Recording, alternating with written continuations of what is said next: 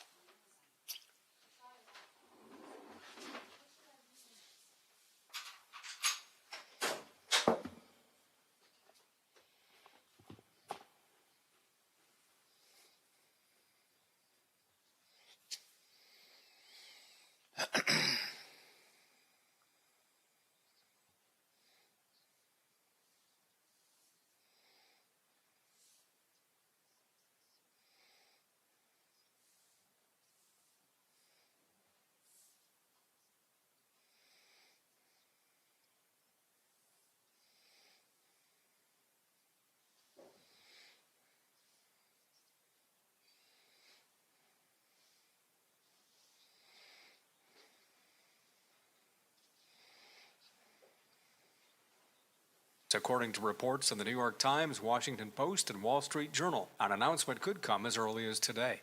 I'm Dave James on the Ohio News Network. Calls and conversations continue in less than 3 minutes as the Watchdog Morning Show with Howard Monroe continues after this. With the weather changing, it's good to know Toyota has a wide range of all-wheel drive vehicles, like a stylish Camry, right now with up to $1,250 total cash allowance. Or go with an Avalon with up to $3,000 total cash allowance. Visit buyatoyota.com today and find a dealer near you. You can take cash back or apply toward down payment. Offers may vary for hybrid models. See your dealer for details. Offers end November 1st. Toyota. Let's go places. Community Bank presents Rock, Roll, and Doo-Wop Volume 19, Saturday, October 30th at Wheeling's Capitol Theater. Featuring Bobby Rydell, Terry Johnson's Flamingos,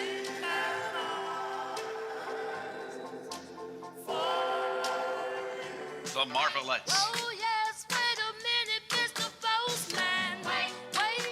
The Reflections, and PBS TV star Chris Ruggiero. Tickets are on sale now by calling 304-233-7000 or online at CapitolTheaterWheeling.com. Don't miss Chris Ruggiero, The Reflections, The Marvelettes, The Flamingos, and the one and only Bobby Rydell. Saturday, October 30th, 7 p.m. at the legendary Capitol Theater in Wheeling. Presented by Community Bank and produced by Spotlight Productions. Hello, everyone. It's John Coast.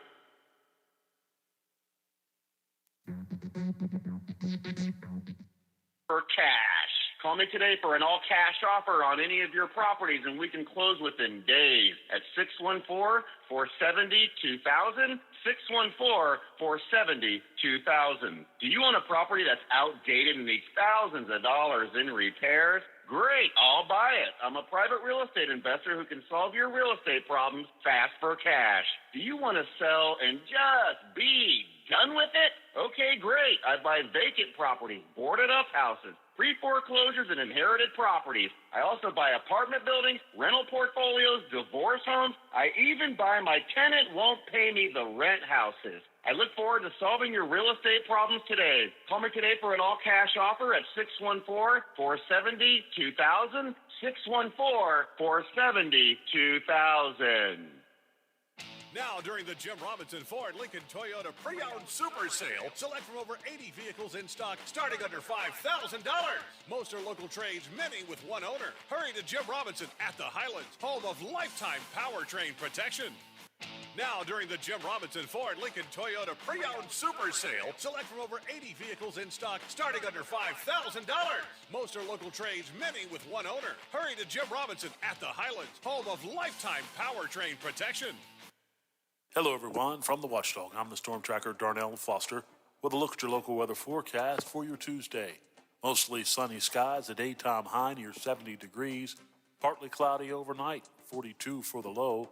Plenty of sunshine in the forecast for your Wednesday, with highs in the lower 70s. Have yourself a great day, everyone. From the Watchdog, I'm the Storm Tracker, Darnell Foster.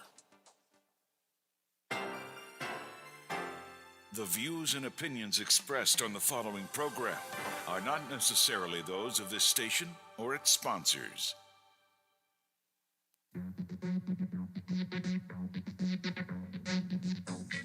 News, information, conversation, controversy, and fun.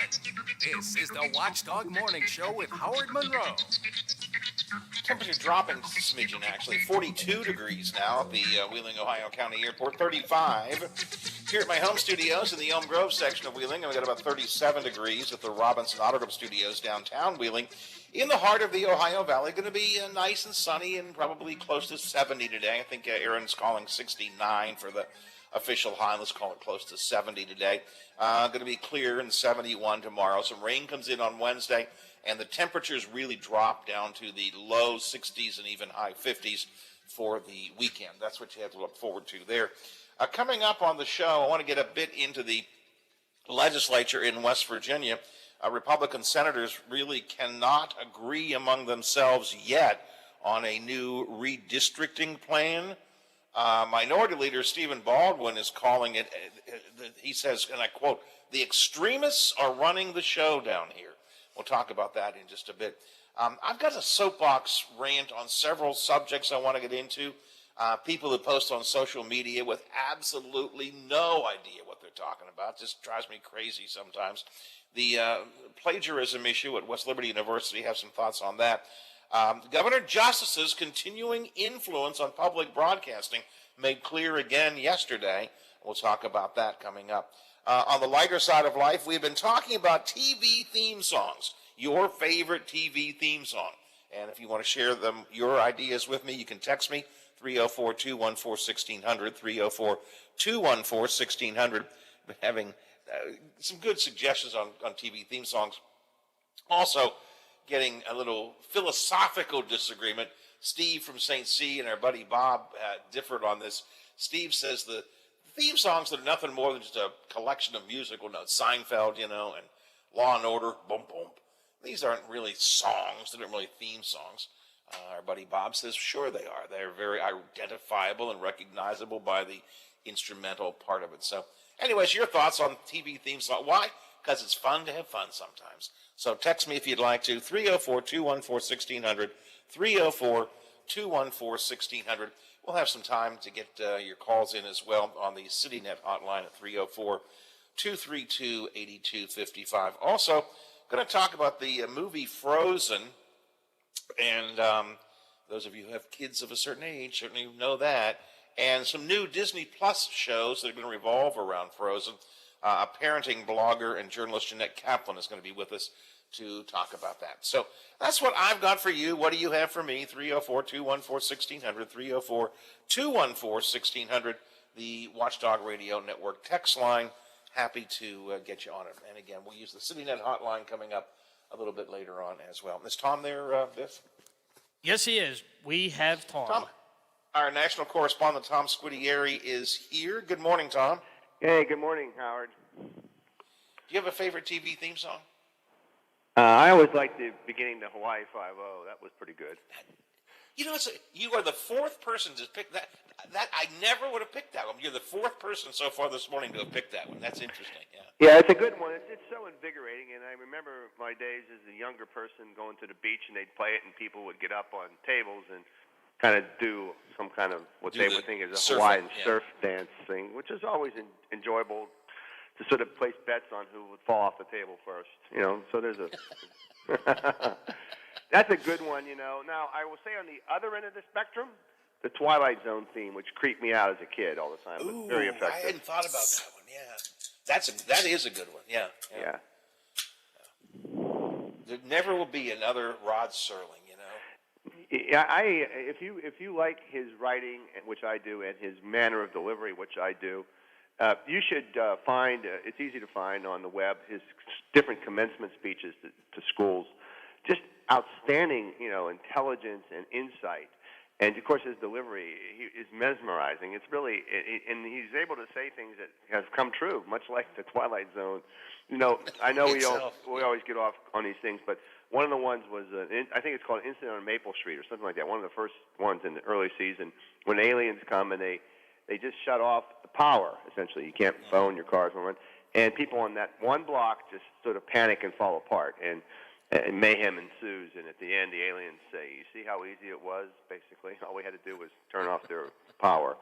And there you go. It's just a great show. But, yeah, those two theme songs are pretty good, and, I think, they knew how to score shows too. I hadn't thought about that. That was a great theme song, but I love the Twilight Zone. Yeah. And the newer versions of it are okay, but they don't come close to being what the original Twilight Zone was like. There are a couple of shows there I remember having just flown out to the Grand Canyon, to the Rocky Mountains last week or 2 weeks ago. Every time I look out on the wing of the plane, I expect to see the little creature out there that William Shatner saw. That was one of the shows my father would let me watch with him, and he just loved Rod. I could see the influence, that my father's selection of TV shows to permit me to watch has on me. Walter Cronkite, good writing and reporting. Twilight Zone, good writing. Shows that really emphasize what I see now as, good, thoughtful writing and clever plot lines in the case of the Twilight Zone. We were having this discussion the other day about Twilight Zone, some friends and I, and there's this classic one with Agnes Moorehead. She's she lives alone in some rural area, and there's no sound there's no speaking throughout the whole thing. And what happens is the spaceship lands on her roof, and small spacemen come and essentially attack her, and she eventually defeats them and kills them, and is up there smashing the spaceship. And you hear the only words are, "We can't come here. This place is inhabited by giants too dangerous. As she smashes it, you see the writing on the ship, like the United States probe, whatever, So it's just so clever, so clever.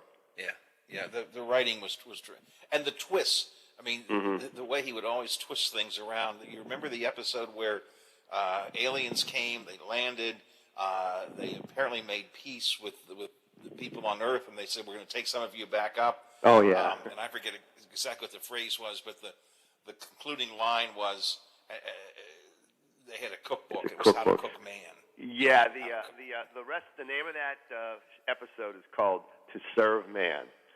To Serve Man, that's and it. that's that clever word play, as you just noted. We're here to, because they brought this good technology, and remember everything was better. Yeah, it was really, really clever. And there was I forget which network you mentioned. That I think the Disney network, but there was a network it's on, and I can't remember which one. But they would do, I think on July 4th, a marathon, Twilight Zone marathon, and they would start with the first episode of the original ones and go all the way through. And it's great. Any time of the day you put it on, there's the Twilight Zone, and they're all. I still remember. We could talk the whole show about it. I know we don't want to, but there's so many of these episodes that just was so well written. I still remember them, and I was a child, when I saw them. Yeah. Well, they were written in a way that they stuck in your head. There was a reason for you still remembering them, and I still remember them because they were so perfectly written that they do that. All right, Tom Scudieri is with us, our national correspondent, and although it's fun to talk TV, let's talk about Colin Powell. Sure. Colin Powell dies at the age of 84, complications of COVID, but he had some serious cancer issues ahead of time, making him a very immunocompromised person. Colin Powell, Tom, to me, is one of these figures that you really have to look at his entire career. If you only look at him through the lens of the Iraq War, he can come out as a pretty bad guy. If you look at him through his entire career, I think he comes out as a very positive guy. Yeah, I agree with that summation. There is a couple myths about Colin Powell, some good and some not as good. But on the one about Iraq, for example, some of his detractors would say he lied to the world in his UN speech. He provided the information that was given to him. He essentially was lied to, either deliberately or accidentally, based on bad information from the CIA. As he later said to a colleague of mine who reported the story, I'm not telling secrets, he said that Powell noted that he was Secretary of State, not Director of Intelligence.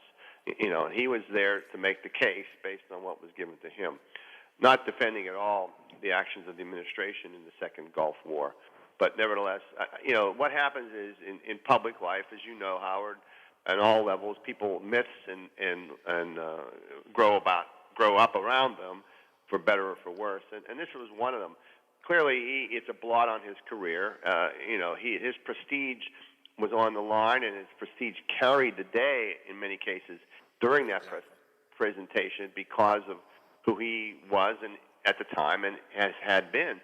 So, in that sense, that did harm his reputation.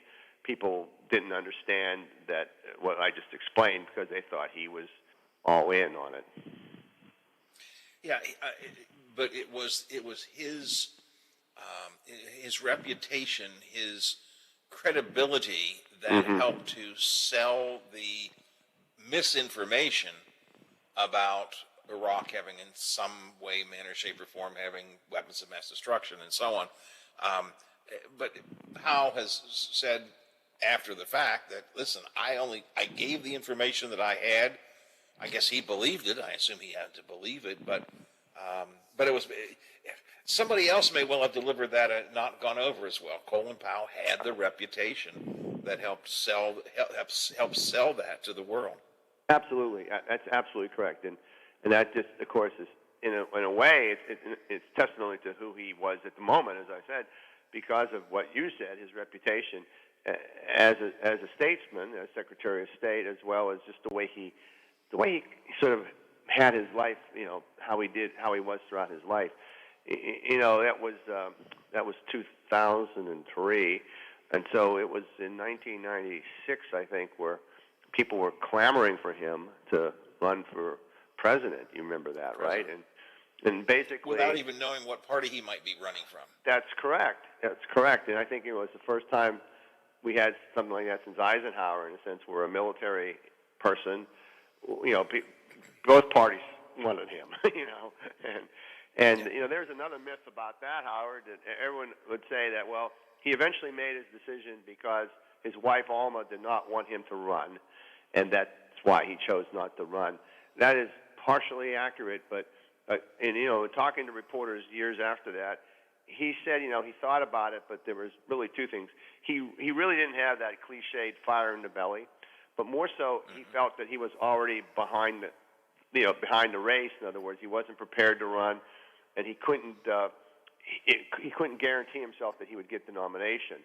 And to him, he wanted to be certain. He was a military guy. Here's where the military background came in. He wanted to be certain about winning. He didn't want to get in and then not win, and that kind of thing. So it's a little bit more nuanced the decision than his wife didn't want him to run, and that's why. Again, that was a factor, but it wasn't the only reason. And in the other one, he was applying his doctrine that was misstated in the Gulf War.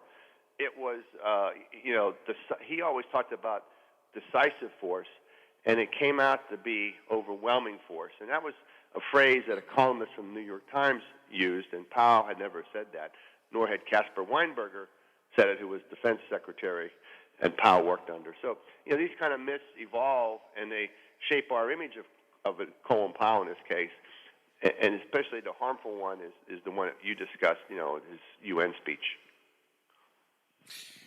As I said, he had great credibility. Part of it was because he seemed to be, and I think he was, an independent thinker. He worked for Republican presidents, and I think he was a Republican in registration. But as you pointed out, when he was being sort of courted to run for president, he was being courted by people who didn't even know what party he was, because he just had that independent feeling about him. And indeed, we saw that over the years. I guess he was a good soldier for the Republican Party, although he did not vote for. He voted for Barack Obama and for Joe Biden both. So we don't see we don't see that kind of person anymore. No, he said he voted for Obama it was a positive vote. In other words, he wasn't voting against John McCain, but he was voting for Barack Obama in large regards because he saw him as a transformational figure, and he was, and he supported it. And of course he did not like President Trump. He thought President Trump's politics were bad for the party and bad for the country, and he did vote for Biden, and he voted for Hillary Clinton as well, he said. So, that was more of a personal distaste for an individual as opposed to the Republican Party. He always espoused, which I found interesting, kind of like Jack Kemp did, the former congressman from Buffalo. He always thought that the Republican Party needed to be a bigger tent, and that what the Republican Party of then stood for, hard work, minimal government intervention, was the pathway for people like his parents who came from Jamaica, and like for him, to get ahead in this country. Whether people believe that or not, they can debate that. But he thought the Republican Party stood for those kind of hard-working principles, and that was great for everybody. And so that's part of the reason he always said that he thought the Republican Party was a home for him. Talking to our national correspondent, Tom Squitieri, this morning here on the Watchdog Morning Show. It is 8:26. Some international, I don't know if tension is the right word, Tom, but a couple of things on the international scene this week. China, well, I don't know what China did. We thought they launched a missile, but maybe they say it wasn't. What's going on with that? Yeah, this is one of these fascinating stories where we yearn kind of for a little bit more frank talk out of the Pentagon, which is always reluctant, understandably, to talk about intelligence. So the question is, did China go hyper? And they did launch something on August 7th.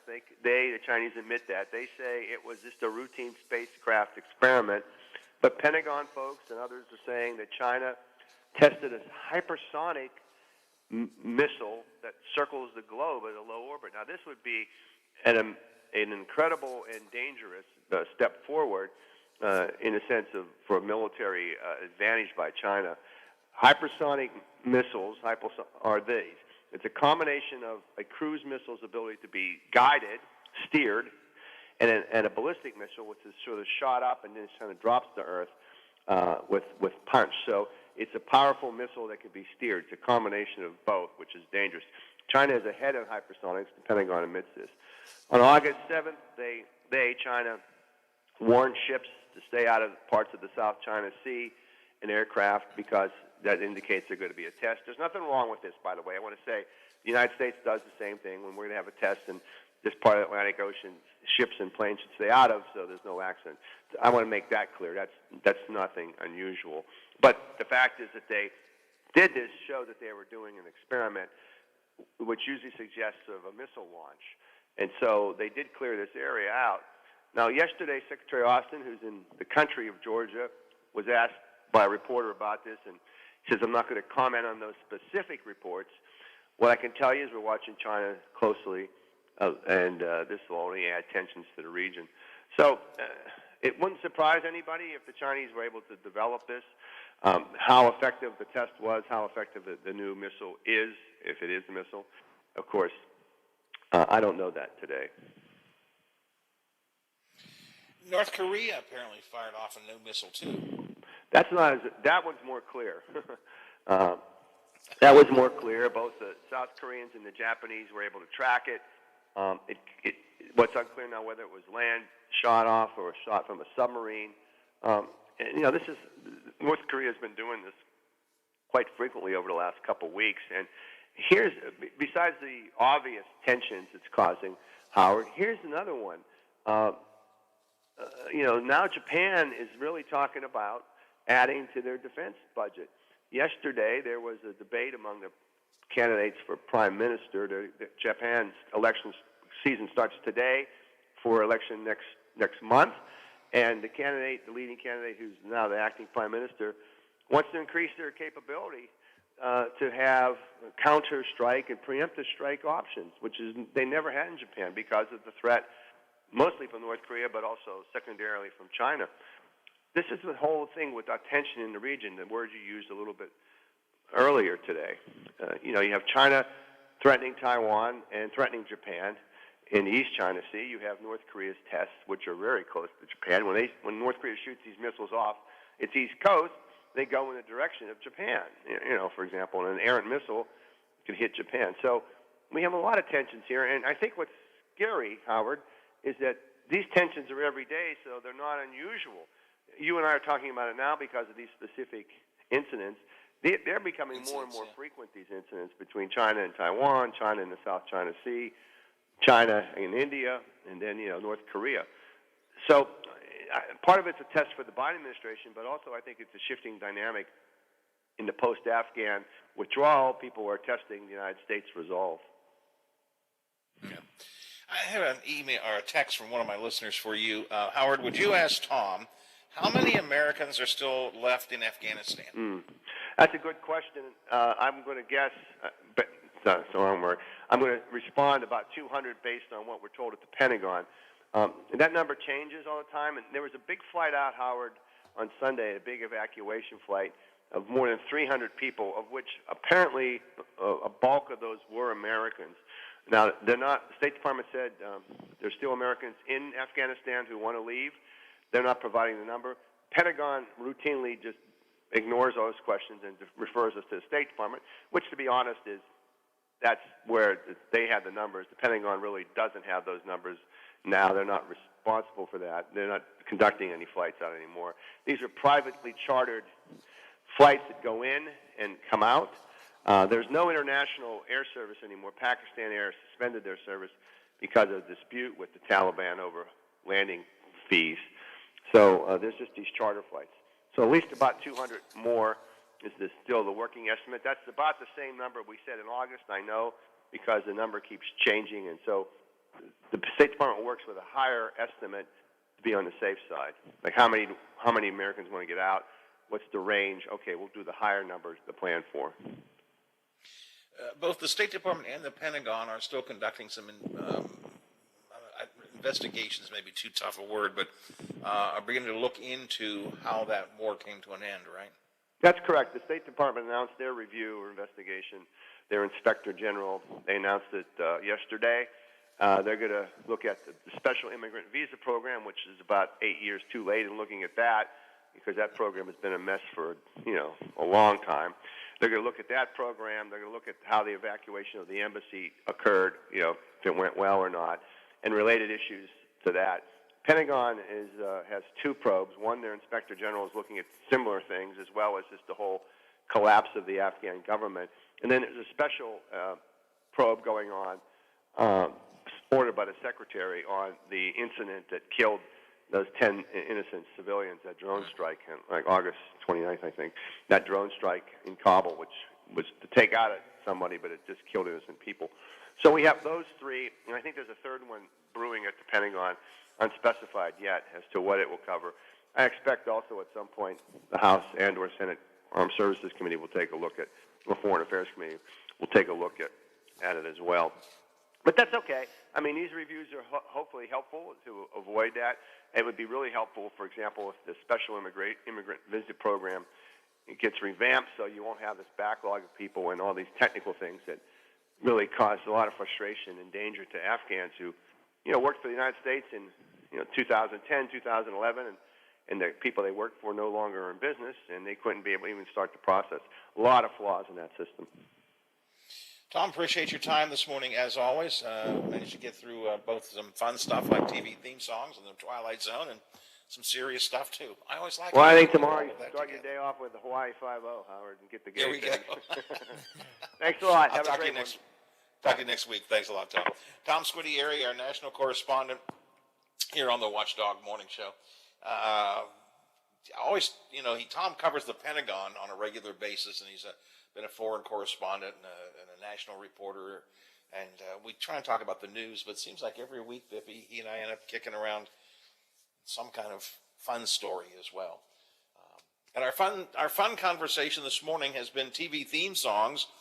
If you have a favorite one, let me know what it is at 304-214-1600, 304-214-1600, the Watchdog Radio Network text line, or you can call me. Got some time coming up in the next half hour for Open Talk, if you'd like to, at 304-232-8255. I have a handful of quick hits on rants I'd like to get to, a couple of things that have been just bugging me in the last 24 hours, and I'll share some of those with you, and you can share yours with me as well. But right now, let's share some headlines from the Big 7. WTRF-TV has Ohio Valley headlines here at 8:34. The WTRF Channel 7 News Update is brought to you by Thomas Auto Centers, Mall Road, St. Clairsville. Get the best deal at Thomas Auto Centers. Now it's time for...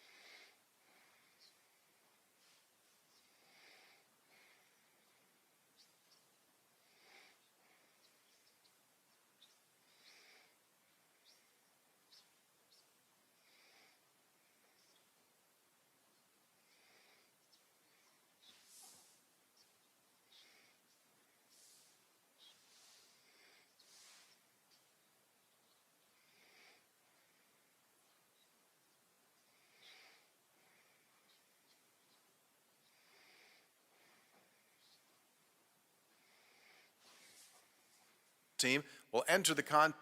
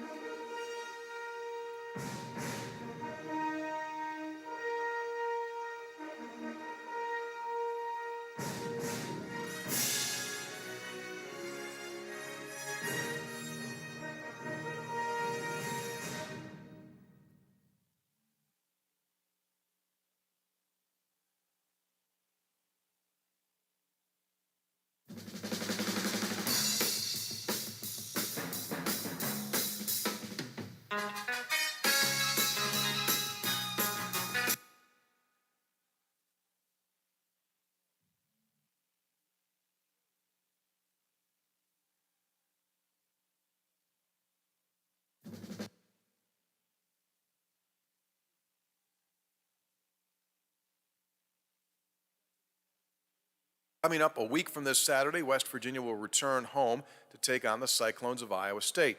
The Big 12 announcing on Monday that game time will be set for 2 p.m. Yes, the very rare 2 p.m.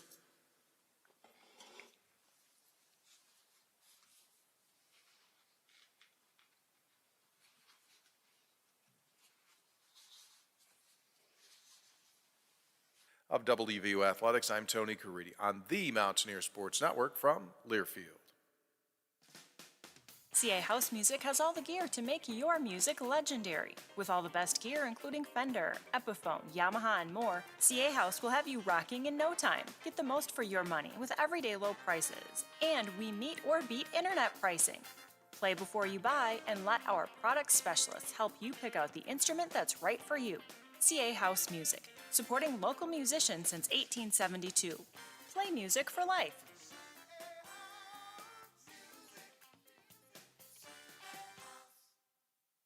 $3.5 trillion. That's the cost of the reckless spending plan President Biden and the Washington extremists are rushing through Congress. Their socialist plan will bankrupt America and force West Virginia taxpayers to foot the bill for abortions, even painful late-term abortions. Thankfully, Senator Joe Manchin is standing strong, opposing this reckless spending spree and taxpayer-funded abortions. But Senator Manchin is under enormous pressure from Washington liberals to cave to their extreme agenda.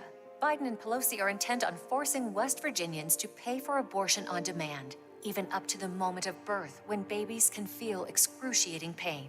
West Virginians need to thank Manchin for standing strong. Call Senator Joe Manchin at 202-224-3954. Thank Manchin for opposing Biden and the socialists in Congress. Tell him to stand strong against their plan to bankrupt America and force West Virginians to pay for abortions.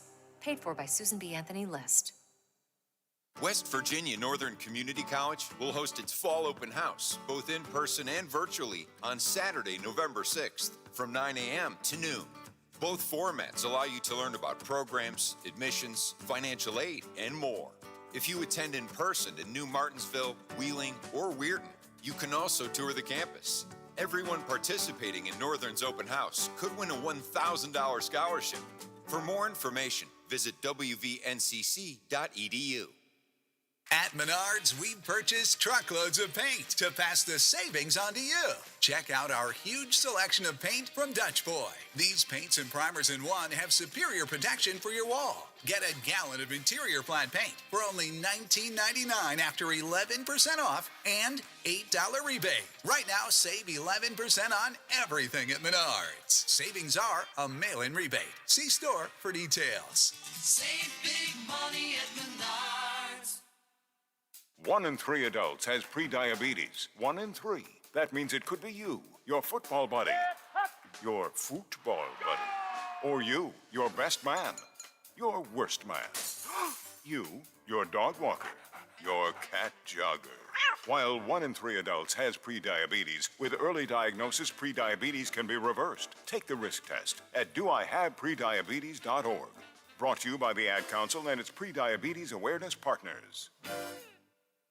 For all of your IT needs, visit OmniPerforms.com. Omni Strategic Technologies, the only IT company that the watchdog trusts. I'm Most of us are faced with uncertainty every day. Your job, your finances, sporting events, schooling for your children, and so much more. With so much uncertainty surrounding you, there is one auto dealership that you can be certain about, and that's Doan Ford. You can be certain that you always get a great deal and the best service afterwards. Being in business for over 50 years has given Doan Ford the reputation of being a strong, reliable dealership. Be certain. Choose Doan Ford. Online at doanford.com. I'm not buying till I check Doan Ford. The timeless sounds of polka live here.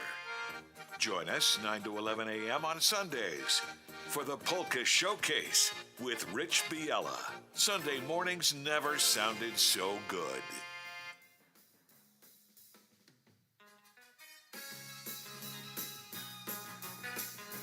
Live and local for the Ohio Valley, the Watchdog Morning Show with Howard Monroe continues.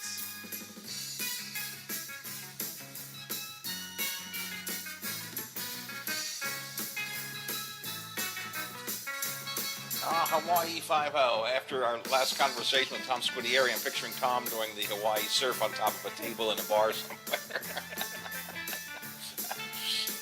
Hawaii 5-0, we're talking about TV theme songs. That's gotten the most votes.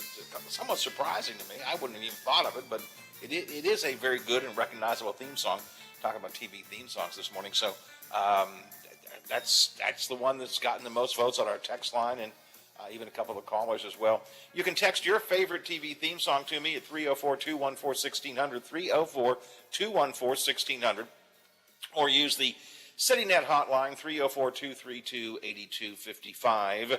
It's 42 degrees at the Wheeling, Ohio County Airport, 38 degrees. Let me double check. That doesn't sound right to me. Hold on. One moment, please. One moment, please. Yes, it is 38 degrees here at my home studios in the Elm Grove section of Wheeling, and 38 and sunny at the Robinson Auto Group Studios downtown Wheeling in the heart of the Ohio Valley. Going to be sunny and close to 70 is the forecast for the day today. A little bit cloudier tomorrow, again, roaming around 70. But then by midweek, we will see some rain come in, and the temperatures will drop significantly down to the 60-degree or below mark for your weekend. That's what you have to look forward to. Weather-wise, we heard from Tony Caridi and the Mountaineer Report a couple of minutes ago. Biffy, we have the WVU Neil Brown press conference coming up today at noon, correct? Yes. That is, I don't know why I thought it was at 1. Bill's on at 1. That's right. Yes, the Bill press is on conference. at 1. Yes, the press conference. I knew something was at 1, and it's Bill because because yes, the Neil Brown press conference will be at noon today, and then Bill will follow at 1 o'clock. The Bill Fabio Variety Show from 1 until 3 today. So, WVU press conference with Neil Brown. What's he going to say today? I don't know how much he can say. I mean, they've lost 3 in a row. They're coming off a bye week. They've got they got to go to TCU to take on a TCU team that's coming off a 52-31 loss to Oklahoma, and hopefully he'll say, if I had to guess, that got to take care of the ball, can't turn the ball over. It'll be your basic coach speak. I mean, nothing's going to change. I mean, they know what TCU's going to do, and TCU knows what West Virginia is going to do. So I'm sure he'll provide an injury update, and then you'll get your basic coach speak before they head there to play Saturday. I mean, what more can you say? I don't yet have my head around what kind of person Neil Brown is. I mean, look, it's been a rough few weeks here. He strikes me as the kind of guy who handles pressure well. He keeps himself calm, and just keeps on moving ahead. That's the impression I have. But I just don't have enough sense of him yet to know if that's really the case or not. Well, and I think the two games that they lost before the Baylor game, because they didn't look good against Baylor, but they could have very easily won the Texas Tech game, and they could have very easily beat Oklahoma at Oklahoma. And I think at Oklahoma, I think Neil Brown was too conservative. I don't think he was aggressive enough in the play calling, and they had a shot. I mean, they had a real good shot to beat Oklahoma. At worst, take them to overtime. So you take out the Baylor game on October 9th, where they didn't look too good, and I mean they could have beaten Texas Tech and they could have beaten Oklahoma. So they're showing signs, but the problem is it's the same mistakes again, and it has to be frustrating if you're Neil Brown. The same mistakes that they made last year, they're making again this year. And when you play in a conference like the Big 12, and especially against some of the teams like Oklahoma and the top tier teams in the Big 12, you can't make those mistakes. You can't do that. And unfortunately for West Virginia, they're showing up again. I know how some coaches respond in general. Huggy, for example. Coach, what do you think of the game this weekend? Oh, we sucked. Sometimes, well, we may have won, but we sucked. He was. I mean, that's just. Coach Huggins was on over the weekend because actually we're a couple weeks away. People might not realize this. We're a couple weeks away from college basketball actually starting. And one of the guys that had gotten hurt last year and didn't play was Noah Cottrell. And somebody had asked him asked Huggy about Cottrell coming back and being able to play. And he said, he shoots the three-pointer well. He goes, but he's got to work on rebounding. It's awful, or it sucks. He said something like that. He praised him for doing one thing good, but then said, no, he was horrible at another thing, and that's what he needs to do. But that's just Huggy. I mean, that's what you get from him. Right. Well, that's my point. Huggy, I understand, and I get a great kick out of his press conferences. Oh, they're funny. Media appearances because he's just, how'd you do? Well, we sucked. It's pretty clear we sucked. I like that. But I just don't really have a feel for Neil Brown. Maybe it's just me, but I just don't yet have a feel for what kind of a person he is. Not how he coaches, but what his coaching personality is. You know what I'm saying? I think it's way opposite of Coach Huggins. I think Neil Brown's more of a calm and just kind of cool type demeanor. Where with Huggy, he'll just flat out come out and tell you like it is. With him, it doesn't matter. I mean, it could be a star player. He'll criticize whoever. He doesn't care. So yeah, Huggy will say things. We'll say, well, we sucked, and if we don't stop sucking, we're going to just be in terrible shape. We're not going to win a game all year. Neil Brown strikes me. Yeah, Neil Brown strikes me as the kind of guy who would say, well, that wasn't really good, but let's move ahead to tomorrow. I mean, that strikes me as his style. But again, I haven't got my head around him yet. I just have to. But the press conference coming up today at noon, we'll get a chance to hear what he has to say today. Neil Brown press conference coming up today at noon, and then I heard Tony say the game this weekend is a 2:00 game. That'll be next weekend, the 30th. Oh, the 30th. Okay. Yes, that is the home game against Iowa State. The game this Saturday at TCU. Oh, this is TCU this weekend. Yeah, that's right. Okay. Yeah, this is TCU. So it'll be a 7:30 kickoff, and then next Saturday, October 30th, the game at home against Iowa. It's a 2:00 game. Iowa State will be a 2:00 game. Yes. Yep. So. 8 before the hour here on the Watchdog Morning Show. Do I have to do a break, Biffy? No, we are good. I got everything in.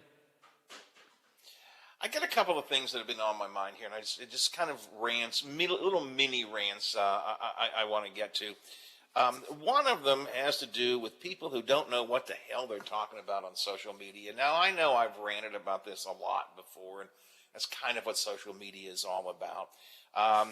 There was an article in the newspaper yesterday about Wheeling Council's meeting tonight Wheeling Council today is going to begin to talk about financing the downtown Wheeling parking garage.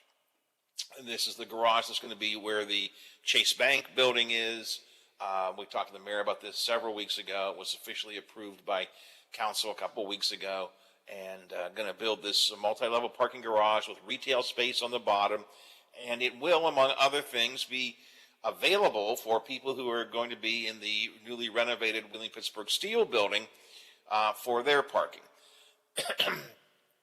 I think it's actually a really good idea, and I have been convinced by that over the last couple of years. I wasn't so sure about this parking garage idea, but I think it makes some sense. I like the idea of there being retail space on the bottom. I think we could see coffee shops there. I think we could see little niche shops there for tourists or for people who are downtown. It's not going to be a department store or something, but little niche shops down there. I think that's actually a really good idea. But the important thing is people hate to hear this, Biff. There is a need for parking downtown. There isn't enough parking in the parking lots downtown. Everybody says, oh, downtown's terrible. There are more people working downtown than there were in Wheeling's heyday. You know, they're working at places like Williams Lee and the health plan and other places. And there is more need for parking. So there is a need for parking. And yes, this was perhaps prompted by the need for Wheeling Pittsburgh Steel housing to have a place to park, and that was a big part of it. But this is not being built for the Wheeling Pittsburgh Steel building. This is not something being built for free for Mr. Kuhn, who's doing the restoration work there. The Wheeling Pittsburgh Steel, people who live in the Wheeling Pittsburgh Steel building, when it's renovated, will rent spaces in the parking garage like anybody else. They're not getting it for free. And it just drives me crazy, people who don't understand, well, we're building something free for an out-of-town investor. No, we're not. Well, yeah, that's what we need. Who needs more parking? We need more parking. Now, you may not think so. You in your head may say, oh, well, this is not important. Yeah, we need it. The reality is we need it. It just drives me crazy, people who don't know what they're talking about at all, but want to go on Facebook and post. And it just, I know it happens every single day, but this one just kind of got under my skin yesterday, so I wanted to share that with you. Now, another thing that's been getting under my skin has been this whole effort by the Justice Administration, or at least the conservative Republicans in the leadership positions in West Virginia, to take control of West Virginia public broadcasting. We all know the story. We talked about it last week. Lola and I talked about it a bit. Biff and I talked about it before. The Educational Broadcasting Authority has now been packed with Jim Justice acolytes who don't like public broadcasting. The people now who are overseeing public broadcasting, many of them don't like public broadcasting. Greg Thomas, the far-right conservative political operative in the state, does not like the efforts, does not like public broadcasting. In fact, he said he doesn't watch it, doesn't know anything about it. He thinks it's fake news, essentially said that. You have Danielle Waltz, who was appointed to the position, who is from the Cardinal Institute, among other things, Chamber of Commerce, Cardinal Institute, which has worked to defund public broadcasting. You have an employee of Eric Tarr, the senator, who has proposed defunding public. So these are the people now in charge of public broadcasting. One of the first things they did was fire the executive director, Chuck Roberts. I do not know Chuck, good guy, bad guy. I honestly don't know. But one of the first things they did was fire him. And they've now replaced him temporarily, interim, with the guy who was Governor Justice's press person, Butch Angelini. Now, I'm told he was a good guy. I do not know him very well. I'm told he was a good guy, is a good guy. Has almost no background in broadcasting at all, newspaper background, among other things, but no background in broadcasting. He admits that, in fact. He says that in an article in the Gazette today, that he really has no real background in the, one member of the board says, Mr. Antolini has not professed to be an expert in the field of public broadcasting. Now, he's just going to be an interim guy. But once again, so we're going to tie the public broadcasting business closer and closer to the Justice Administration. One of the things Chuck Roberts, the previous director, did was he said he would not take part in the combined, there was an effort made by Bray Carey to combine all communications efforts in the state under one entity, and Bray was kind of going to be in charge of that. And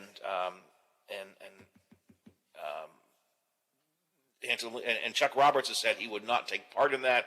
He felt it was inappropriate for public broadcasting, if they wanted to be an independent entity, to be part of a governor's created communications team. But here we go, bringing him closer and closer.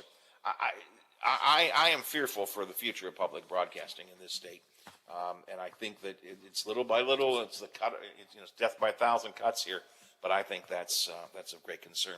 I wanted to talk about what's Liberty University's plagiarism business and about a school in Miami that won't allow teachers who are vaccinated to teach. I want you to think about that. Will not allow teachers who are vaccinated to teach. But I have to hold that and talk about that more coming up in the next hour, because ABC is knocking at my door right now. So it's time to check in with the ABC newsroom, and we'll do that right now here on the Watchdog Morning Show. Next hour, plenty of room for open talk. You want to talk about TV theme songs or public broadcasting or downtown Wheeling parking or any of these issues, you're welcome to do so. 304-232-8255 or 304-214-1600 for the text line. 9 o'clock on the Watchdog Morning Show.